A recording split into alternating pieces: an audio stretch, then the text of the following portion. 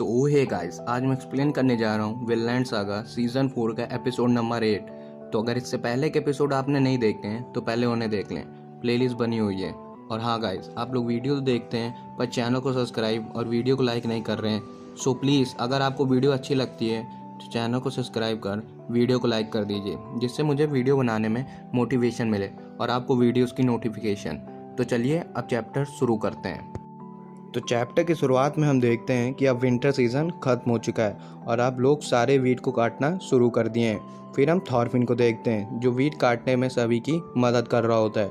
तो नरेटर हमें बताता है ये पल थॉरफिन के लिए आज इतने लंबे समय के बाद आया है। फिर आगे सभी लोग एक जगह पर सारे वीट को इकट्ठा कर दिए होते हैं और हिल्ड कहती है चलो फिर अब हमें ये मशीन को टेस्ट करना होगा। तो हिल्ड आइनर से मशीन स्टार्ट करने को कहती है, तो आइनर हाँ करता है और कॉर्डेला भी रेडी होती है। फिर कॉर्डेला धीमे धीमे मशीन को स्टार्ट करती है और सभी लोग ध्यान से खड़े होकर देख रहे होते हैं और मशीन तेज़ी से स्टार्ट हो जाती है। तो यह देख हिल्ड कहती है विंड तेज है, कॉर्डेला मशीन को थोड़ा स्लो चलाओ। पर मशीन के ऊपर पार्ट को देखकर आइनर डरने लगता है, पर आइनर डरते हुए मशीन में वीट डाल देता है। तो हिल्ड मशीन के बारे में सभी को समझाती है और बताती है कि मशीन के रोटेट करने से वीट पिसने लगेगी और सेपरेट होकर बाहर निकलने लगेगी और ये फ़ैन उस वीट के हिस्से को बाहर कर देगी। पर गुरीड तो फ़ैन के सामने खड़ी होती है, तो हिल्ड गुरीड को हटने को कहती है।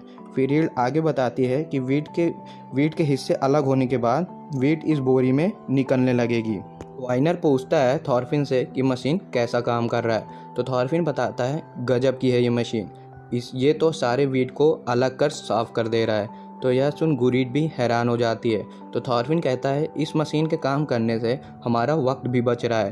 तो यह सब सुन लोग भी मशीन को देखने के लिए उतावले होने लगते हैं, पर सभी को कॉर्डेला रोक रही होती है। पर तभी यहाँ आकर उगे चिल्लाता है ये तो विचक्राफ्ट मशीन है। तो यह सुन लोग उल्टा उगे को ही सुनाने लगते हैं, पर विचक्राफ्ट सुन लानू कुछ समझ नहीं पा रहे होते हैं। तो कार्ली समझाता है ये विचक्राफ्ट नहीं है, ये एक मशीन है, हम लोगों ने इसे मिलकर बनाया है। पर उगे कहता है बकवास मत करो, ये सिर्फ एक विचक्राफ्ट है, हील ने इसको एक स्पेल से ही बनाई है। और यह कहते हुए उगे चिल्लाते हुए भाग जाता है और तो थॉरफिन खड़े होकर यह सब देख रहा होता है। पर उगे के बाद से कोई फ़र्क नहीं पड़ता है, सारे लोग हील की तारीफ़ कर रहे होते हैं और इस मशीन की सीखने के लिए हील से कह रहे होते हैं। तो हील शर्माते हुए कहती है ये मशीन मैं आप सभी की मदद से ही बना पाई हूँ, मैं अकेले यह सब ना कर पाती, तो चलो सभी मिलकर अब ब्रेड बनाएं। तो यह सुन थॉरफिन कहता है तो ठीक है, सभी मैन अब ये मशीन पर काम करेंगे और बाकी के लोग ब्रेड बनाने जाएंगे। फिर हम अगले सीन में देखते हैं कि निस्क्वाजी बर्ड के तरफ इशारा करते हुए उसके बारे में पूछ रही होती है। तो वागाई बता देता है वह एक बर्ड है। फिर निस्क्वाजी घर के अंदर घोड़े के बारे में पूछ रही होती है, तो वागाई उसकी भाषा को समझकर निस्क्वाजी को बता देता है कि वह एक घोड़ा है। फिर सीन गुरीड पर आता है जो ब्रेड बना रही होती है और बाकी लोग गुरीड की मदद कर रही होती हैं। और तभी वागाई निस्क्वाजी दोनों यहाँ आ जाते हैं। तो इन्हें देख गुरीड मजाक उड़ाते हुए कहती है बागाई बताने के बहाने से निस्क्वाजी के साथ मज़े कर रहे हो। तो बागाई चिल्लाता है मैं कोई टाइम पास नहीं कर रहा हूँ, मैं बस अपना ड्यूटी कर रहा हूँ और इसकी मदद कर रहा हूँ। तो बागाई निस्क्वाजी से कहता है इसका नाम पागल गुरीड है। तो यह सुन निस्क्वाजी भी बात को रिपीट कर देती है। तो यह सुन गुरीड चिल्लाती है उसे मेरा नाम झूठ मत पढ़ाओ। फिर सीन फील्ड पर आता है जहाँ स्टॉक कहता है आइवर से थॉरफिन कुछ तो अलग है हम सभी से, सॉरी आइवर, पर अब से मैं थॉरफिन को पसंद करने लगा हूँ। वो आदमी बहुत मेहनती है और बहुत मेहनत करता है, वो दूसरों से ज़्यादा काम नहीं करवाता है, वो एक डिसेंट सा आम आदमी है। तो यह सुन आइवर कहता है हाँ मुझे भी लगता है वो कोई बुरा आदमी नहीं है, पर मुझे उसके साथ रहना पसंद नहीं है क्योंकि उसे वायलेंस से नफरत है। तो अगर पीस से ही हम इस दुनिया में सब कुछ अचीव कर लेंगे तो ये तो कितना बिना सफरिंग के ही सब कुछ मिल जाएगा, पर हर लीडर को ही स्वॉर्ड अपने पास रखना चाहिए, तो इसलिए मुझे थॉरफिन पसंद नहीं है। और यह सब सारी बात स्टॉक भी सुन रहा होता है। फिर सीन चेंज होकर पामक पर आता है जो घोड़े पर बैठने की कोशिश कर रहा होता है, पर सारे लोग मिलकर पामक की मदद कर रहे होते हैं उसे घोड़े पर चढ़ाने के लिए। तो सभी की मदद से पामक घोड़े पर चढ़ तो जाता है पर घोड़े पर उल्टा बैठ जाता है और यह देख सभी ज़ोर ज़ोर से हंसने लगते हैं। पर अचानक से घोड़ा पामक को गिराने लगता है और पामक घोड़े को संभाल नहीं पा रहा होता है। पर पामक किसी तरह घूमकर सीधा बैठ जाता है और यह देख सभी लोग पामक की तारीफ करने लगते हैं और आवाज़ यह सब आवाज़ें थॉरफिन भी सुन लेता है। तो थॉरफिन आयनर को उन्हें देखने को कहता है और कहता है कितना अच्छा है कि ये दोनों भले ही एक दूसरे की भाषा समझ नहीं पा रहे हैं पर वे सभी आप दोस्त बन गए हैं। तो यह देख आयनर भी खुश हो जाता है। पर तभी यहाँ पर गुरीड और हील्ड आ जाती हैं ब्रेड लेकर और थॉरफिन को आवाज़ लगाती हैं। तो यह सुन थॉरफिन गुरीड की तारीफ करता है। तो गुरीड कहती है थोड़ा जल्दी बन गया पर अब हम इस ब्रेड को डिनर में खा सकते हैं और हाँ, इस काम में हील्ड भी मेरी मदद करी थी। तो थॉरफिन ब्रेड को हाथ में लेकर ध्यान से देखने लगता है पर थॉरफिन को यकीन नहीं हो रहा होता है। तो थॉरफिन ब्रेड को स्मेल करने लगता है और आयनर को आवाज़ लगाकर बुलाता है अपने पास। और थॉरफिन थोड़ा इमोशनल होकर कहता है आयनर, आखिर हमने ये काम इतने लंबे समय बाद कर ही लिया। तो यह सुन आयनर भी थोड़ा इमोशनल होकर हाँ करता है। तो गुरीड आगे कहती है इसके बाद मेरे पास एक और बड़ी बिग न्यूज़ है, तो शायद ये न्यूज़ मैं तुमको आज ही बता दूंगी। तो थॉरफिन पूछता है कौन सी खबर। तो गुरीड कहती है अगर तुम्हें ये न्यूज़ इतना ही जानना है तो मैं बता देती हूँ कि मैं प्रेग्नेंट हूँ और मैं 6 साल के एंड तक थॉरफिन के बेबी को बर्थ दे दूंगी। तो यह सुन थॉरफिन तो पूरा शॉक हो जाता है और ये बात थॉरफिन को यकीन नहीं हो रहा होता है। तो गुरीड कहती है मैं झूठ नहीं बोल रही हूँ और कार्ली, अब तुम्हारा एक छोटा भाई या बहन आने वाला है। तो यह सुन सभी थॉरफिन को बधाई देते हैं और सभी मिलकर बैठकर ब्रेड खाने लगते हैं और हील्ड दूर खड़ी होकर थॉरफिन और सभी को देख रही होती है। और ब्रेड को ख़त्म कर हील्ड अपने आप से कहती है अब कोई फ़ायदा नहीं है, मुझे अब हमेशा ये नफ़रत और गुस्सा नहीं रखना चाहिए, ये सब सभी पॉइंटलेस है।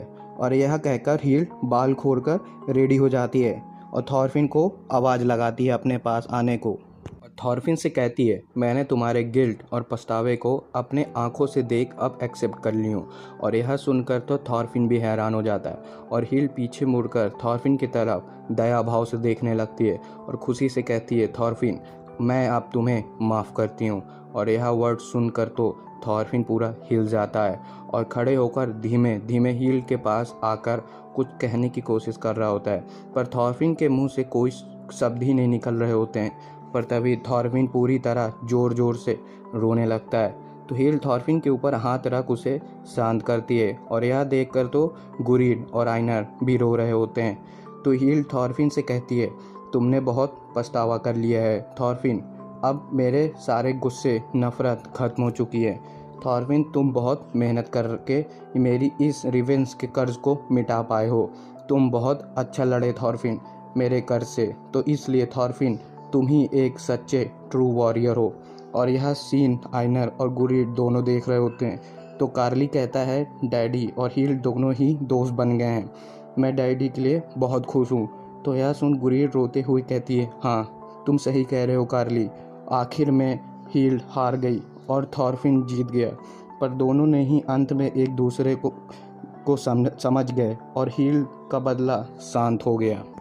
फिर नेक्स्ट चैप्टर में हम देखते हैं कि थॉरफिन और आयनर दोनों मिलकर किसी के याद में एक रॉक खड़ा कर रहे होते हैं। तो यह देख कार्ली पूछता है डैडी ये रॉक आप किस लिए खड़ा कर रहे हैं। तो थॉरफिन रुक कर रॉक को अच्छे से खड़ा कर देता है और कार्ली को बताता है कि यह एक सेनोटैफ है, इससे हम मरे लोगों के सोल को याद में खड़ा करते हैं। तो ये इस रॉक में लिखा नाम कार्ली पढ़ लेता है। तो यह सुन थॉरफिन कार्ली की तारीफ करता है और पूछता है क्या ये तुमको हील ने सिखाया है। तो कार्ली कहता है अच्छा तो इसका नाम फ्रेडर है। तो थॉरफिन कहता है नहीं, एक्चुअली मैं इसका नाम नहीं जानते हैं, मैं सेनोटॉफ में बहुत लोगों के याद के लिए जिनका नाम मैं नहीं जानता हूँ। तो कार्ली पूछता है पर यह नाम क्यों। तो थॉरफिन जवाब देता है कि मैं और किसी का नाम नहीं जानता हूँ, पर मैं सिर्फ यही नाम जानता हूँ, तो मैं सिर्फ इसी के नाम पर ही सभी को शांति दे सकता हूँ। फिर सीन चेंज होता है जहाँ आर्नेट विलेज में सारी शिप वापस आ जाते हैं और उस कैप्टन नीचे उतर कर कहते हैं बॉस हम वापस आ गए पर लेट आने के लिए सॉरी। तो यह सुन थॉरफिन सभी की तारीफ करता है और आगे कहता है अच्छा काम किया आप सभी ने, हमारे वीट अब बस पूरे हार्वेस्ट होने वाले हैं और जब आप दोबारा जाएंगे तो आपको ये सब लोड कर ले जाना होगा। पर बात को रोकते हुए कैप्टन कहते हैं बॉस मेरे पास एक बुरी खबर है, तो यह सुन थॉरफिन कहता है, क्या वो मार्क लैंड है क्या? फिर कैप्टन थॉरफिन को दूर ले जाकर कहता है, बॉस लगता है वहाँ पर बहुत कुछ गलत हुआ है वहाँ के लोगों के साथ। जब हम 8 दिन पहले मार्क लैंड पर उसी रूट पर रुकने वाले ही थे और हम सभी शिप से किनारे ही जा रहे होते हैं, पर तभी दूर से हमारे शिप पर एक तीर जोर से आकर लगता है और कैप्टन उस एरो को निकाल कर थॉरफिन को दिखाता है। तो यह एरो को देख थॉरफिन कहता है, ये तो लानू के एरो हैं। तो कैप्टन कहता है, ये एरो हमारे लिए वार्निंग थी, तो इसलिए हम ज़्यादा मार्कलैंड के पास नहीं गए क्योंकि मैं अपने शिप को खतरे में नहीं डालना चाहता था। तो यह सुन थॉरफिन कहता है, कैप्टन तुमने सही करा था।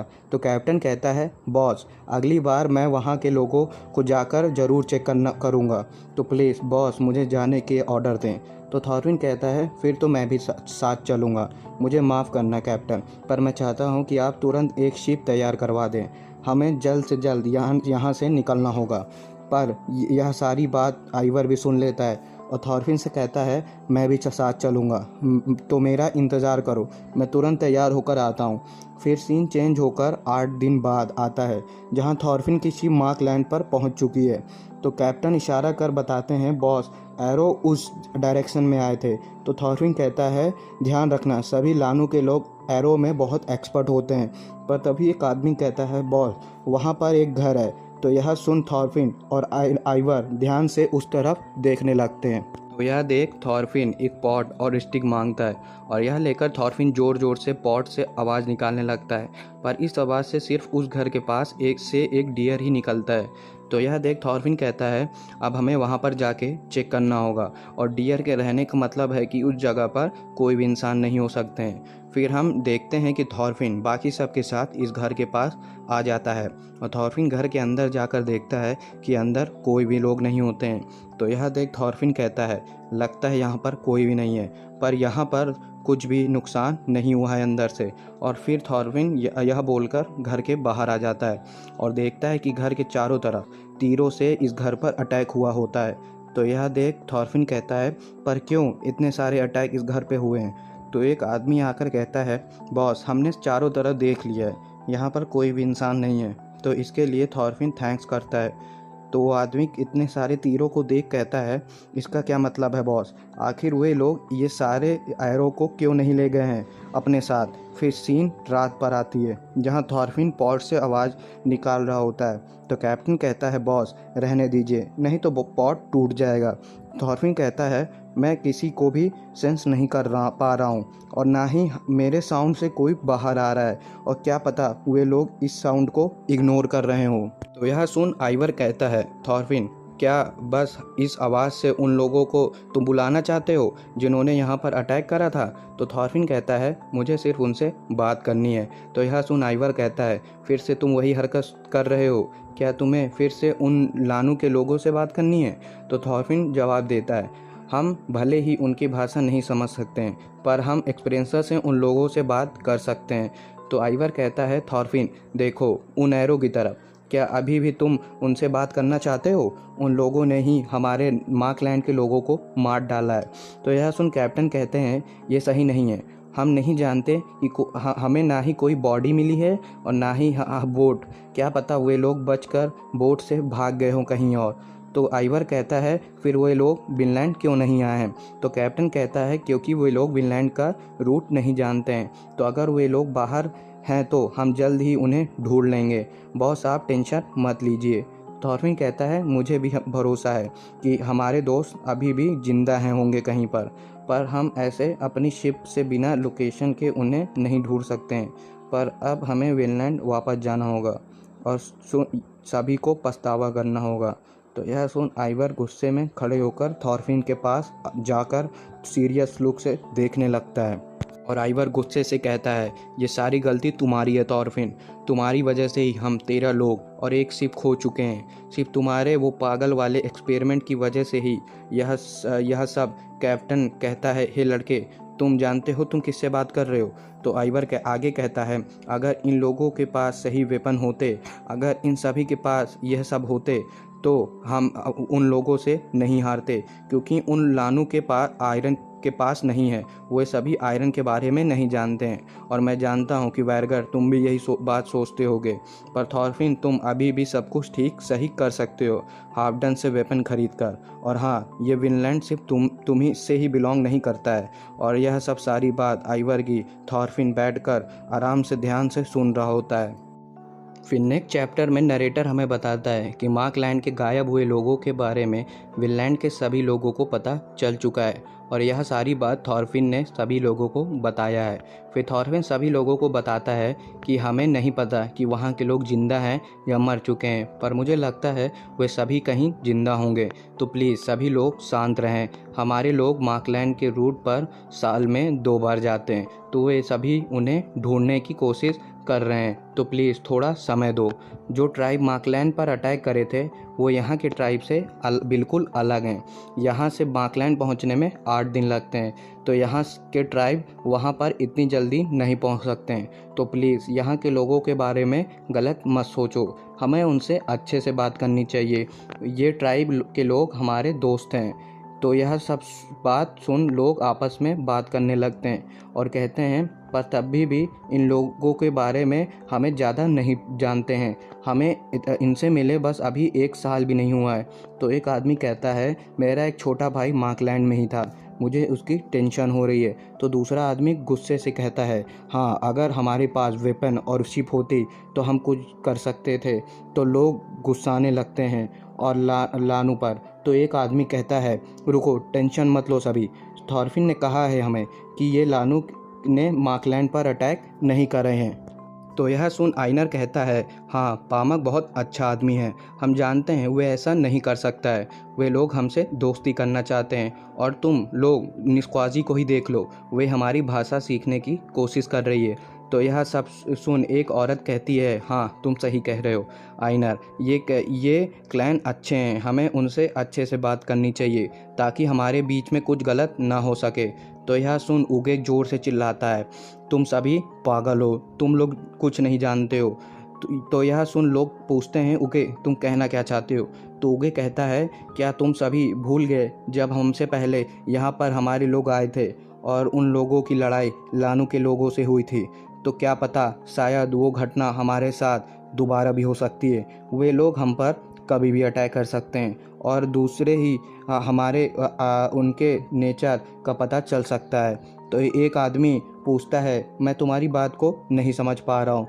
तो उगे इस आदमी को कहता है, क्या तुम्हारा एक्स पहले दिन नहीं गायब हो गया था?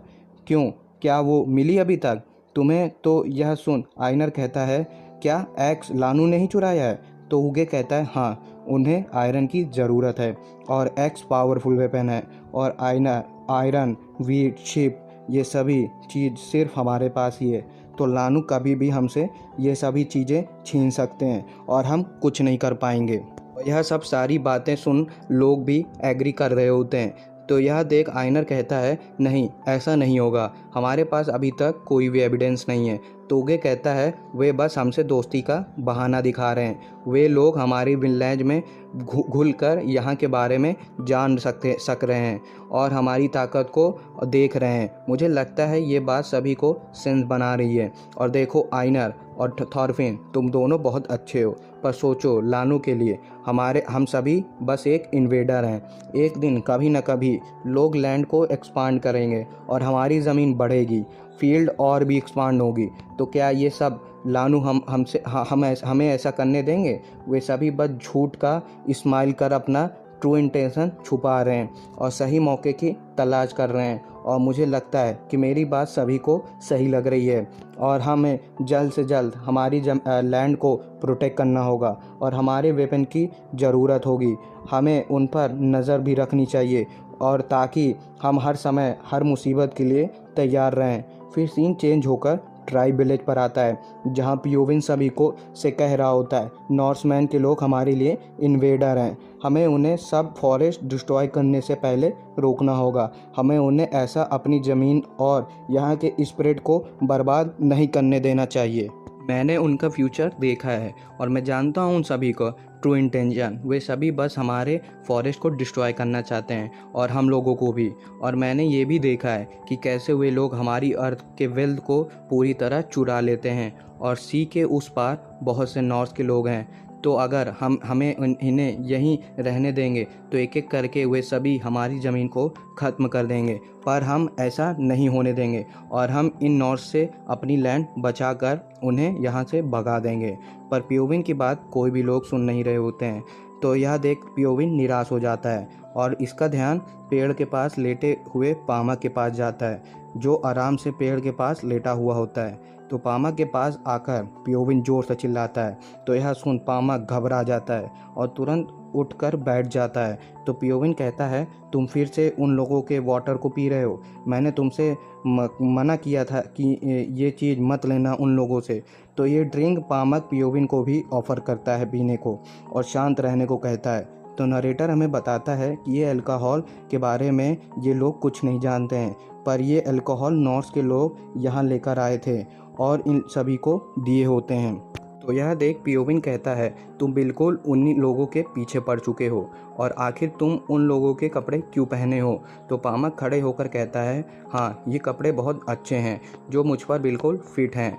तो यह देख और लोग भी यही कपड़े मांगने लगते हैं। तो पामक कहता है, टेंशन मत लो, सभी के लिए ये कपड़े मैं लेकर आऊँगा। तो यह देख पियोविन कहता है, तुम सभी बिल्कुल पागल हो चुके हो। तो पामक कहता है, नहीं, हम सभी सब कुछ सुने हैं जो तुमने बताया है। इनविजिबल एरो और एक मशीन जो ज़मीन को काट रही है और एक बॉम्ब जो धमाका करती है, ये सभी चीज़ें तुमने फ्यूचर में देखा है अपने सीक्रेट आर्ट की वजह से, और इससे ही तुम्हारे ये बाल सफ़ेद हो गए हैं। और मुझे आप पर बिल्कुल डाउट नहीं है, आप महान हैं, पर हमने ये चीज़ें नहीं देखी हैं, तो हम लोगों को ये सब सारी बात नहीं समझ आ रही है और मुझे बस इन लोगों के बड़े बड़े बीट के फील्ड ही दिख रहे हैं। तो पियोविन, तुम जानते हो वो ब्रेड यही बीट से ही बने थे। ये चीज़ से ब्रेड बनते हैं बेक करके, और मैं भी यह ब्रेड बनाया था।